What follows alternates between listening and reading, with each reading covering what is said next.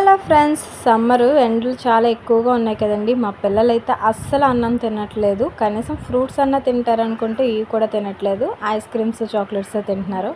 ఇంకా అందుకనేసి నేనే ఫ్రూట్స్తోని ఐస్ క్రీమ్స్లా తయారు చేసి ఇస్తున్నానండి. దీనికోసం నేను వాటర్ మిలన్తోని అండ్ కర్బూజాతోని చేశాను. ముందుగా వాటర్ మిలన్ తీసుకొని చిన్న చిన్న పీసెస్ కింద కట్ చేసుకున్నాను.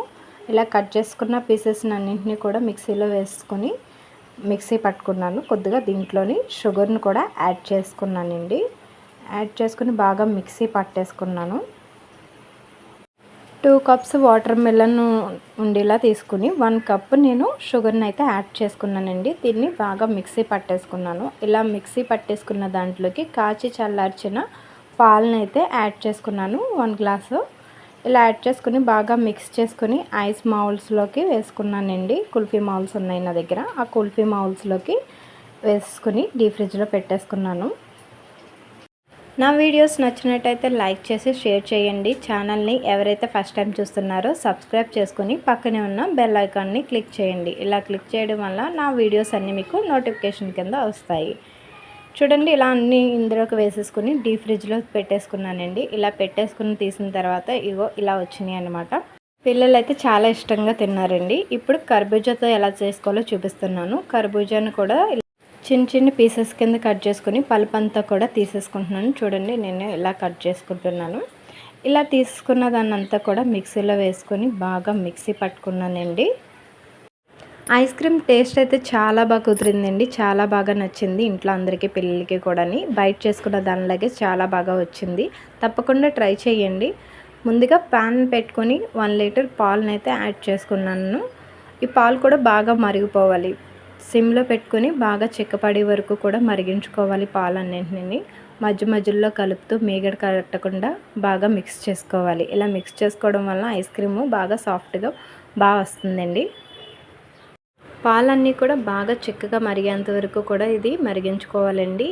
ఒక బౌల్లోకి ముందుగానే కొద్దిగా కస్టర్డ్ పౌడర్ని తీసుకోవాలి. నేను 3 టేబుల్ స్పూన్స్ కస్టర్డ్ పౌడర్ని తీసుకుని పాలతోని కలుపుకుంటున్నాను. కస్టర్డ్ పౌడర్ ఎక్కడ ఉండలు లేకుండా బాగా మిక్స్ చేసుకోవాలండి. ఇలాగా పాలతో వేసుకుని మిక్స్ చేసుకొని పక్కన పెట్టేసుకోవాలి.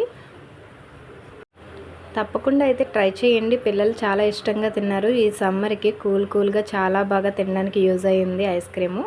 ఈ పాలన్నీ కూడా బాగా మరిగినాయి కదండి. ఇప్పుడు ఇందులోకి 1 కప్పు షుగర్ని యాడ్ చేసుకుంటున్నాను. నేను 1 లీటర్కి 1 కప్ తీసుకున్నాను. పెద్ద బౌల్లో వేసుకున్నాను. ఈ షుగర్ అంతా కూడా బాగా మెల్ట్ అయిపోయే వరకు కూడా దీన్ని మరిగించుకోవాలండి. పాలన్నీ కూడా బాగా మరిగిన తర్వాత ముందుగా మనం మిక్స్ చేసుకున్న కస్టర్డ్ పౌడర్ని ఒకసారి కలుపుకొని ఇందులోకి పాలలోకి యాడ్ చేసుకుంటూ మిక్స్ చేసుకోవాలండి. ఇలా కలుపుకుంటూ వేసుకోవాలి, లేకపోతే ఉండలు కట్టేస్తుంది.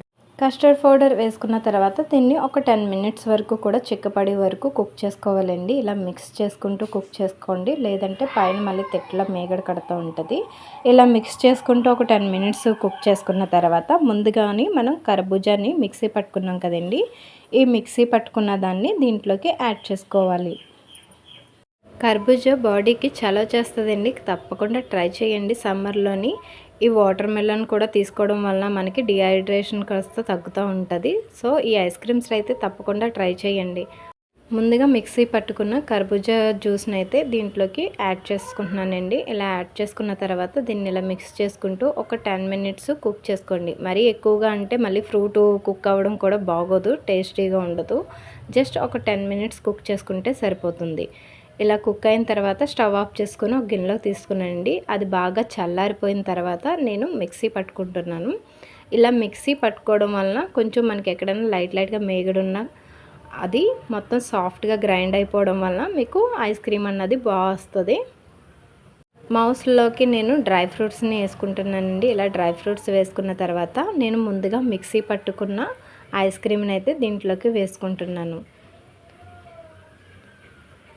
ఇలా మౌల్స్లోకి వేసుకున్న తర్వాత వీటిని డీప్ ఫ్రిడ్జ్లో పెట్టేసుకున్నానండి. మిగిలిన ఐస్ క్రీమ్ని నేను ఇంకొక బాక్స్లోకి కూడా వేసుకుని దీంట్లో కూడా డ్రై ఫ్రూట్స్ బాగా వేసుకున్నాను. జీడిపప్పు, బాదం వేసుకున్నానండి.